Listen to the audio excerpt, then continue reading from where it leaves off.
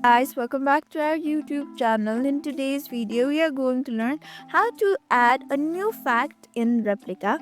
Let's begin with the tutorial. Firstly, open your Replika app. Then after, over here, you can see the option of your friend name or your AI name. Tap on it at the top middle. And then after, over here, you can see memories, to memories, diary, trait. Over here, if you add any trait other than logical or any other trait, then you can add trait, interest, and you can add a backstory which will be a fact for your replica. It's the replica's fact that he suffered from this. Like, ABCD is a 28 years old pottery artist from LA. It's his reality. New fact. You can add a new fact like this according to your choice.